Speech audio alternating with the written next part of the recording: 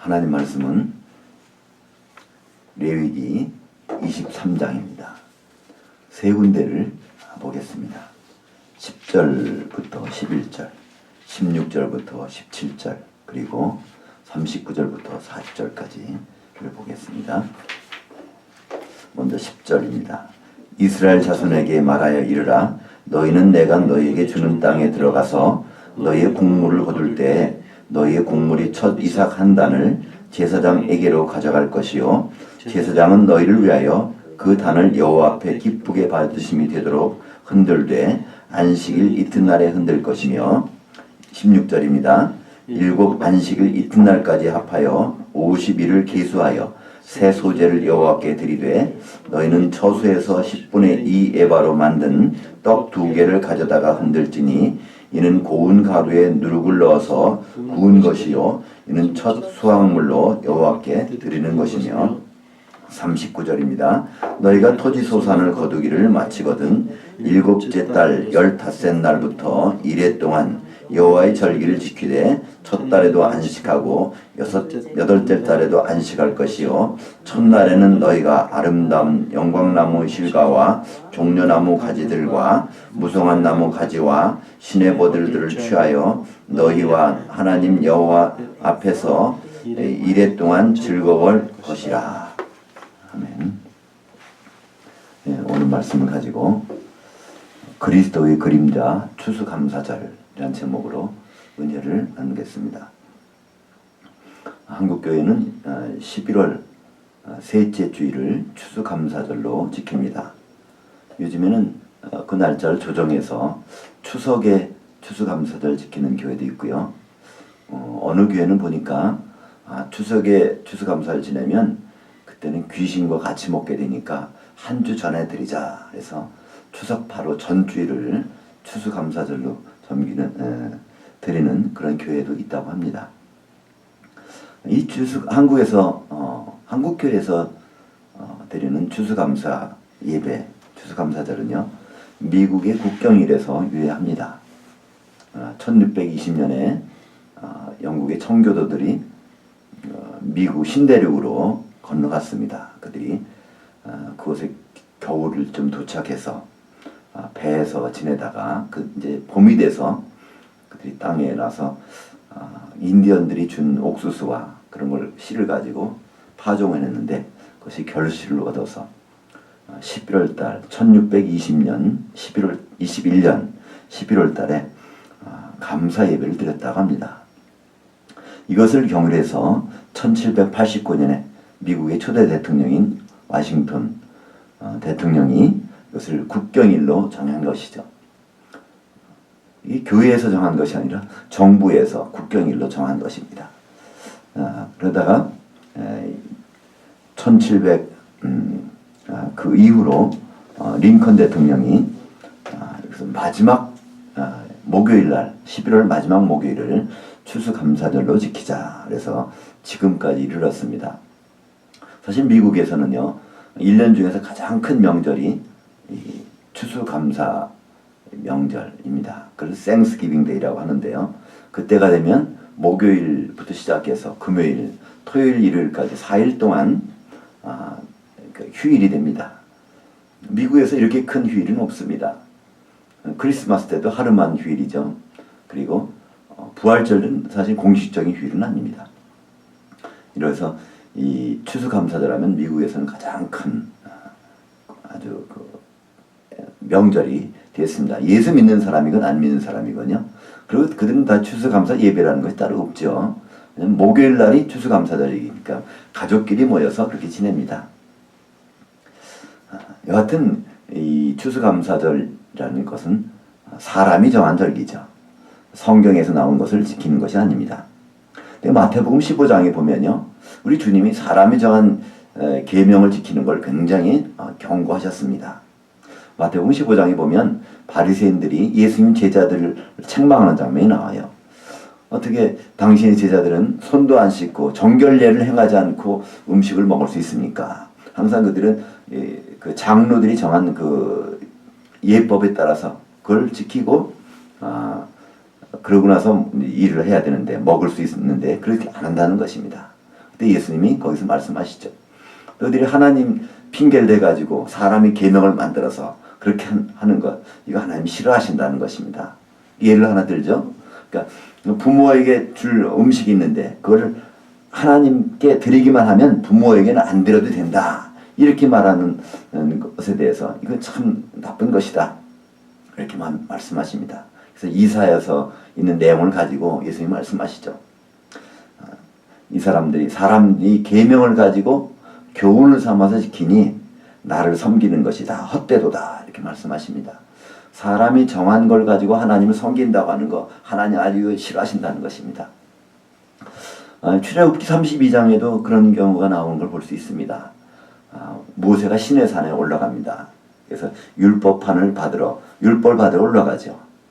근데 들어가서 올라가는데 하루 이틀 40일이 걸리니까 안 내려오거든요. 근데 밑에서는 한 달이 났습니다. 어떻게 하나님께 이게 절기를 지키고 하나님께 감사를 해야 되는데 모세가 안 내려오는 것입니다. 그랬더니 아론이 거기서 하죠. 모든 사람에는 금붙이를 내놓으라고 합니다. 그걸 가지고 금송아지를 만들어 놓고 이제는 내일이면은 여호와의 절기니까 여호와께 예배하는 날이니까 이거서 제사를 지내자. 그래서 그들이 그걸 놓고서 먹고 마시고 즐거워하는 제사를 지냅니다. 그 번제도 지내고요, 화목제도 지내고 여호와 하나님 기뻐하실 걸 다 지내는 겁니다. 그때 그 어떻게 됐습니까? 모세가 내려와서 그러죠. 그 율법판을 깨쳐버려요. 다 던져가지고 그 정도로 하나님이 가장 싫어하시는 게 있다는 거예요. 근데 사실은요, 자기들이 먹고 마시고 즐거워하기 위해서 한 것이 잔치를 벌인 것이 아닙니다. 여호와의 절기 때 모세는 안 내려오고 우리는 어떻게 해야 되는데 애굽에서는 금송아지가 이 신이라고 했으니까 우리가 여호와 하나님대로 기뻐하실 테니까 그거라도 놓고 우리가 하나님께 예배를 드려야 된다고 그래서 그들은 하나님께 예배 드리는 제사 드리는 그런 마음을 가지고 그날을 정해서 한 것입니다. 그러나 그것은 사람의 생각이었죠. 하나님은 모세를 통하여 진노를 내신 것을 볼 수 있습니다. 우리가 이 추수감사를 지키는 것에 대해서 하나님께 주신 것을 감사하는데 이거 지키는 것이 뭐가 나쁘냐 이렇게 생각할 수도 있습니다. 은혜에 감사하는 매일매일 감사는 못하지만 이때라도 한번 날짜를 정해서 감사하는 것 어떠냐. 근데 성경에서는요, 날짜를 정해서 추수감사라는 말이 없습니다. 사실 성경에서는요, 그렇다면 어떻게 되느냐, 범사에 감사라는 것이죠. 매일매일 감사하는 것이 어느 날 딱 정해서 그날 감사라는 것이 없다는 것입니다. 근데 성경에 보면 사실 추수감사절이 있어요. 그 3번이나 있습니다. 오늘 우리가 읽은, 물론 출애굽기에서도 있지만 오늘 읽은 레위기에 보면 이 3가지 추수감사들이 명백히 나와 있죠. 이 초곡절이라고 하는 건 10절과 11절, 그리고 레위기 23장 16절과 17절에는 맥주절이 있고요. 또 39절과 40절에 보면 수장절이라는 절기가 있습니다. 여기서 분명히 말씀하셨어요. 그걸 지키라는 것입니다. 근데 분명한 것은요, 추수를 감사하는 것이 아니라 이 절기를 맞아서 추수라는 걸 통해서 바로 하나님이 어떻게 하셨는가, 그 예수 그리스도께서 어떤 분이신 것을 알고 하나님께 감사하는 절기입니다. 그래서 추수를 통하여 그리스도를 알고 하나님께 감사하는 절기, 그걸 요약하면 추수감사절이죠. 추수를 감사를 하신 것이 아니라 그 추수 때마다, 그러니까 보리가 이삭이 패이는 때가 있고 또 밀이 거두어지는 때가 있고 포도가 열매 맺는 때가 있습니다. 그때마다 추수를 통하여 하나님께 감사하는 절기로 정하신 것입니다. 그래서 맨 처음 절기가 초곡절이라는 것입니다. 성경에는 초곡절이라는 명칭은 안 나옵니다. 처음 익은 이삭으로 드리는 절기, 그걸 우리말로 하면 초곡절이라고 부를 수 있죠. 예수님은 6월절 십자가에 달리셨는데 그때부터 한 주간을 무교절이라고 합니다. 이 누룩이 안 들어가는 떡을 먹는 절기죠. 그 기간 중에 처음으로 돌아오는 정규 안식일 다음 날을 초곡절이라고 합니다. 그때는 뭘 하냐면요, 보리가 농사를 져서 이제 이삭이 패입니다. 그래서 첫 번째 추수하는 그 이삭단 한 단을 가지고 그것을 여호와 앞에 가서 앞뒤로 흔드는 것입니다. 그걸 요제라고 하죠. 요동을 친다는 얘기입니다. 아니 죽은 줄 알았는데 이것이 땅속에 들어가서 죽은 줄 알았는데 겨우내 아무것도 안 보이더니 이것이 보리 이삭이 나고 보리 싹이 나고 나중에 추수까지 이렇게 됐다는 것입니다. 하나님은 많은 걸 들여놓고 드리라는 것이 아니라 한 단을 딱 갖다가 하나님 앞에 이렇게 흔들어서 드리라는 것이 이것이 바로 초곡절이죠.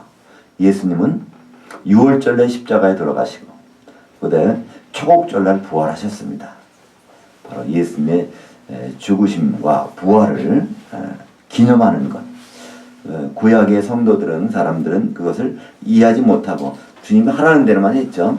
그러나 요한복음 5장 39절에 보면 구약 성경은 다 나에 대해서 예수님에 대해서 증거하는 것이라 얘기했습니다. 그렇다면 이 초곡절은 분명히 예수님에 대해서 증거한 것입니다. 예수님이 죽으셨지만 보린 이삭이 나온 것처럼 그 한 단을 흔들어서 부활한 것처럼 그렇게 됐다는 얘기입니다. 그래서 우리는 이 초곡절을 생각할 때마다 예수님이 부활하셨구나. 우리 지금은 그 의미를 깨닫게 되는 것이죠.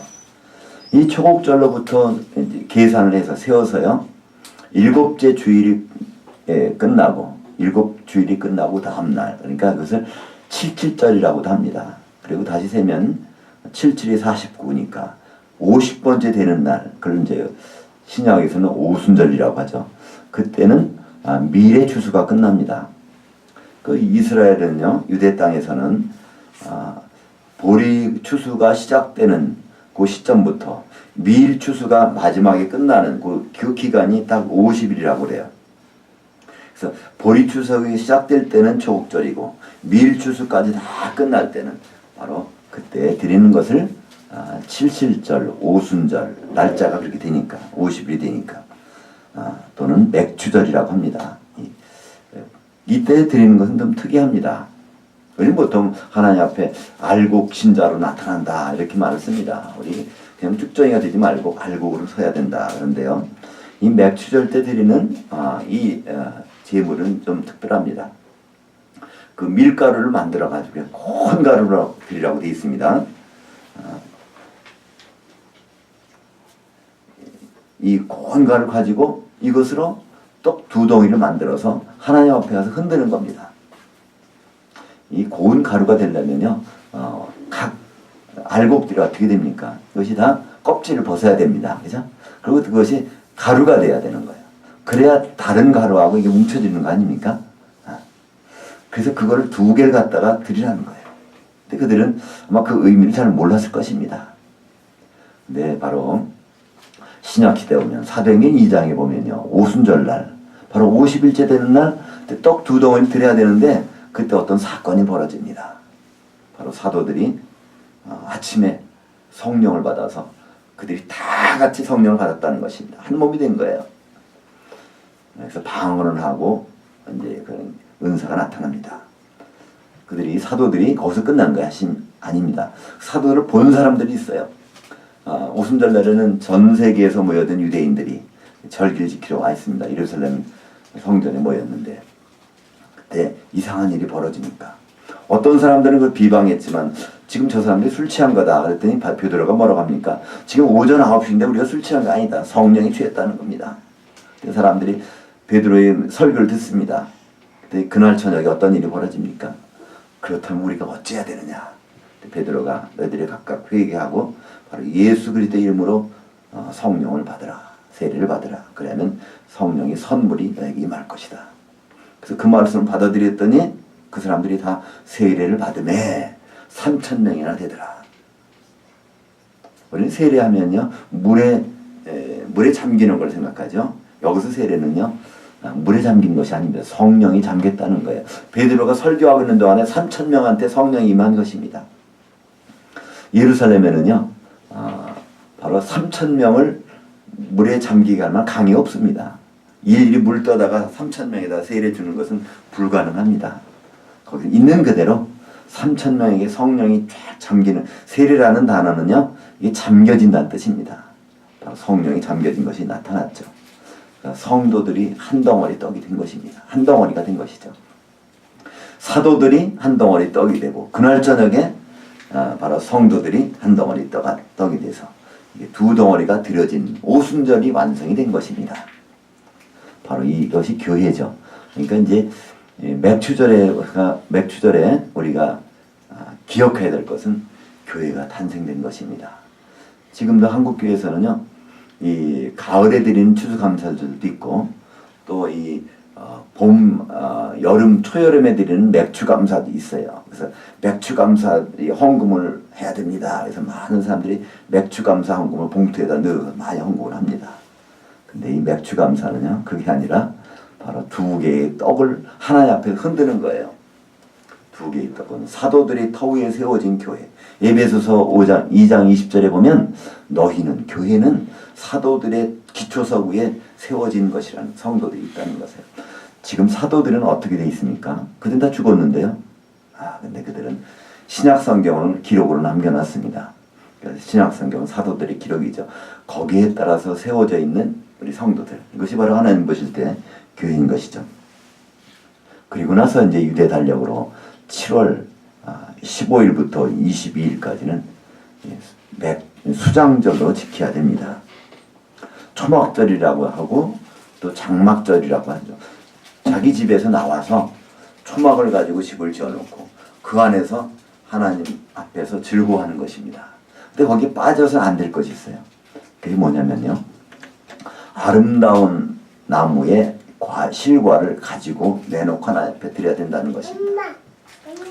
근데 그 아름다운 실과, 그 이제 히브리 말로는 하다르, 하다르라고 하는, 에츠는 나무고요. 하다르는 거기 번역을 아름답다고 번역했는데 사실은 이것은 성경의 다른 곳에서는요, 존귀한 또는 영광이란 그렇게 다 번역되는 단어입니다. 그러니까 존귀라는 것, 목사님 중에 한 분이, 제가 아는 목사님 중에 한 분이 이 말씀 나누다가 금방 이해가 간다고 말씀하시더라고요. 그분은 이제 골프를 아주 잘 쳐, 싱글을 치신 분인데, 지금 물론 골프를 전혀 안 치시지만, 그분이 이제 골프 나갈 때마다 항상 오너라는 걸 한답니다. 오너부터 먼저 한다는 거예요. 자기도 오너가 뭔지를 몰랐다는 거예요, 그분도. 근데 나중에 사전을 찾아보니까 HONOR, 그래서 아너라는, 아너를 일본말로 합니까? 오너. 여기도 지금 골프를 아시는 분이 계시는데 그런 말을 쓰는지 모르겠지만, 오너부터 홀에 나가면 맨 처음에 누가 먼저 시작을 하죠? 오너가 합니까? 예, 그것이 아너. 영어 단어인데 일본말에서 그걸 오너라고 했기 때문에 오너부터 친다 해서 나온다 그러는데, 그 오너라는 것은 최고라는 뜻입니다. 가장 이제 타이거 우즈 같은 선수는 항상 오너겠죠. 아너를 쳤겠죠. 모든 홀에 들 때마다. 이 단어가 히브리 말로 하다르, 레위기 23장 40절에 보면 아름다운 나무라고 되어 있는 것입니다. 이 아름다운 나무, 존귀한 나무, 그 나무의 열매를 갖다 놔야 된다는 거예요. 수장절에는. 바로 이 존귀한 나무가 누구일까요? 요한복음 15장에 보면 예수님이 말씀하십니다. 내가 참 포도나무고 너희는 가지라. 요한복음 15장에는 두 번씩이나 말씀하시죠. 바로 그 포도나무 열매를 갖다 놓고 초막에서 지내는 것. 또 이 초막이 누군가요? 초막이 바로 예수님이십니다. 요한복음 1장 14절에 보면요, 말씀이 육신이 돼서 우리 가운데 거하심에, 근데 이걸 제대로 번역하면요, 말씀이 육신이 되셔서 우리 가운데 장막을 치셨음에, 초막을 치셨음에, 그 단어입니다. 그래서 예수님은요, 오셔서 내가 율법을 다 지킨다고 하는데 초막절은 안 지키세요. 요한복음 7장에 보면요, 예수님 동생들이 그래요. 육신의 동생들이 이제 저 유대 땅에 가서 예루살렘에 가야 될 텐데 여기 계십니까? 초막절이 했는데 명절 때 되면 반드시 가야 되는데, 예수님이 그러세요. 너희들 먼저 가라. 난 지금 안 간다 그래요. 그래서 초막절 나중에 가셔서 이제 마지막 날 물축제 때 바로 날 믿는 자는 배에서 생수의 강을 넘치리라 그러면서 바로 그 성령을 주실 것을 말씀하시는데, 예수님은 지켜야 되는 왜 초막절을 안 지켰을까요? 예수님은요, 그분 자신이 초막절이기 때문에 그렇습니다. 그분 자신이 이제 2000년 전에 이 세상에 오실 때 바로 이 초막을 치러 오셨기 때문에 다시 명절을 지키실, 그림자를 지키실 필요가 없다는 겁니다. 그래서 이 초막절날, 이걸 수장절날, 그때 하는 것, 바로 이 여러 가지 초막의 재료를 가지고 그 안에서 그 아름다운 나무의 실과, 영광나무, 안화나무의 실과를 가지고 그분께 내놓는 것입니다.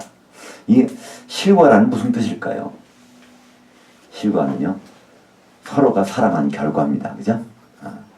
예수님은 포도나무 하셨고, 우리 예수님의 제자들, 성도들은 가지라고 그랬어요.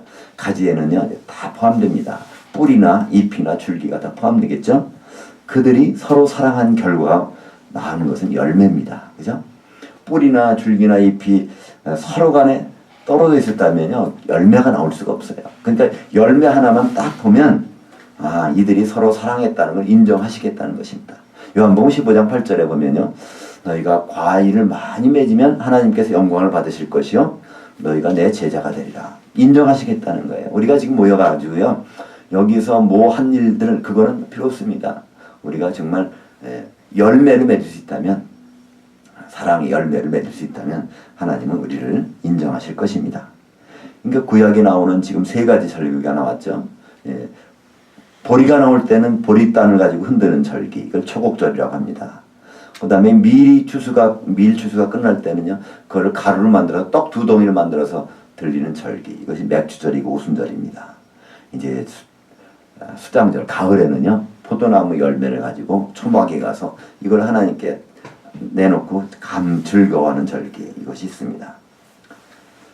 골로새서 2장 16절과 17절에 보면 이 절기의 의미를 우리에게 설명해 줍니다. 주보 왼쪽에 보면 골로새서 2장 16절과 17절이 있습니다. 그러므로 먹고 마시는 것과 절기나 초하루나 안식일을 이유로 누구든지 너희를 비판하지 못하게 하라. 이것들은 장래일의 그림자이나 몸은 그리스도의 것이니라. 그러니까 추수감사절, 성경에 정한 모든 절기들은요, 이거는 그 그림자라는 거예요. 그 그림자가 있으면 실체가 있다는 걸 알 수 있죠.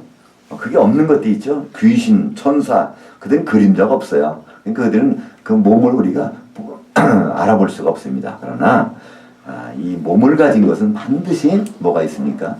그림자가 나타나요. 여기도 보면 이 손의 그림자가 나타난다. 손의 그림자를 보면요, 이 손이 있는 거 다 알 수 있잖아요. 마찬가지로 이 초곡절을 보면서 우리는 예수님의 그림자구나. 이 맥주절 때가 되면은 이것도 예수님의 그림자구나. 이 초막절, 수장절을 보면 이것도 예수님의 그림자구나. 우리는 이것을 감사하고 즐거워하는 것이 바로 이 절기를 맞을 때마다 생각하는 것입니다. 이와 같이 미국식의 추수감사절, 이거 사람이 정한 거기 때문에 하나님이 기뻐하시는 것이 아니에요.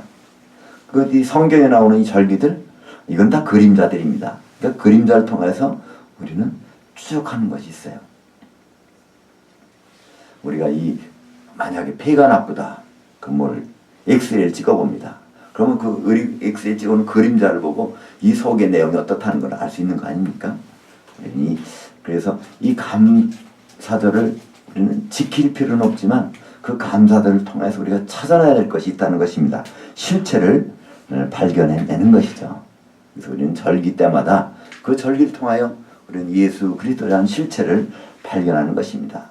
그러니까 초곡절을 통하여 예수 그리스도께 부활하신 것, 그다음에 맥주절을 통하여 우리 교회가 성령을 통해서 탄생이 된 것, 그다음에 이 수장절을 통해서 우리는 바로 열매를 맺는, 그 열매를 맺게 될 때 하나님 앞에 우리가 설 수 있는 것, 영원한 장막으로 우리가 들어가는 것을 기억하는 것입니다. 지금도 이 원수마귀는요, 자꾸 호도하게 하는 거예요. 우리가 지금 추수에 대해서 감사하는 것, 이 자체가 누가 그걸 조정을 할까요? 성경에서는요, 추수를 감사하는 것이 아니라 추수를 통하여 바로 실체인 예수님을 발견하고 우리가 그 몸을 이루고 주님을 만나기를 소망하는 것을 우리 가운데서 이루어 나가야 될 것입니다.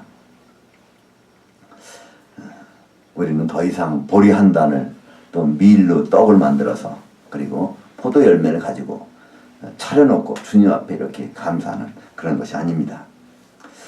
사랑하는 성도 여러분, 추수감사절은 그리스도의 그림자입니다. 햇벌이나 햇밀이나 햇포도주 추수할 때마다 옛 성도들은 하나님께 그것을 가지고 감사했습니다. 이제 그리스도의 몸이 된 이 교회가 우리가 교회를 세우고 있다면 우리에게는요 매 순간이 바로 추수감사절입니다. 주님을 통하여 바로 우리가 부활의 소망을 갖게 됐고 이 교회가 이루어지고 있고 그리고 결국에 가서 우리가 서로 사랑하는 것이 열매로 나타날 것 그것을 우리는 기대하기 때문에 그렇습니다. 그리스도의 그림자 추수감사절 우리는 매일매일의 추수감사절이 되어야 되겠습니다. 기도하겠습니다. 아버지 하나님 은혜를 감사합니다. 한국교회에서 지키는 추수감사절을 통하여 다시 한번 추수감사절의 의미를 되새기며 주님이 이뤄놓으신 모든 추수 때의 일들을 기억하게 하심을 감사합니다. 주님이 초국절 이루심으로 부활하셨고 주님 맥주절을 통하여 성령 강림으로 교회를 이루셨고 이제 우리 몸된 교회의 지체들이 서로 사랑하여 열매를 주님께 내놓는 이 수장절을 다시 한번 기억하며 주님을 소망하기를 간절히 소원합니다. 이제 주님이 우리를 만나러 오실 때 우리가 그 열매를 내놓을 수 있도록 주님 안에서 사랑하는 매일의 삶이 될 수 있도록 인도하여 주시옵소서. 예수님 이름으로 기도합나이다. 아멘.